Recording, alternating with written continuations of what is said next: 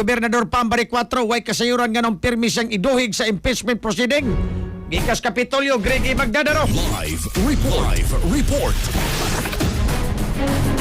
Yes, gibutyag karon ni Governor Pamela Pambari 4 nga wa siya kasayuran nga nung kanunay siya o pirmi nga iduhig ang iyang pangalan ni karong impeachment proceedings dito sa kauluhan, partikular na sa Ubos Bay Baloranan. Gipayag ni Pambari 4 nga wa siya kalabutan kalabot niini gumikan kay siya isip gobernador sa probinsya Sugbo.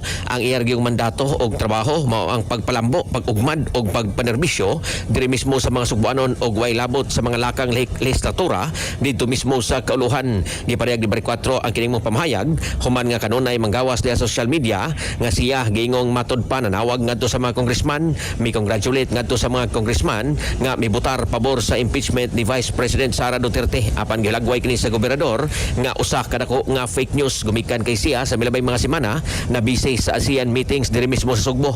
Gani matod pa niya mapasalamaton siya sa malampuson nga resulta sa milabay nga ASEAN meetings diri mismo sa Sugbo og mapasalamaton sa kooperasyon sa mga Sugboanon nga misanong sa iyang hangyo nga unta way magpabadlong o gingon man ipakita ang kamaayo sa mga Sugboanon ngadto sa ato mga bisitang mga delegado giparig ni Pambari 4 nga ang kini karong mga trolls o mga mga bashers diya mismo social media nga padayong niduhig sa iyang pangalan ngadto sa impeachment wa na siya ilabot kalabot niini gumikan kay siya nini mga tura focus siyang pagpanarbaho og focus sa pagpanindot sa Sugbo.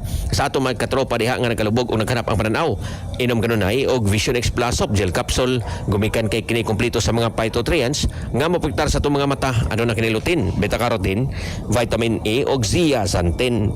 Alang sa Pilipino para sa Pilipinas, kinong katropa Greg Magdadaro, XFM News. XFM. Cellphone Plus Gold, mapalit sa mga butika sa inyong lugar.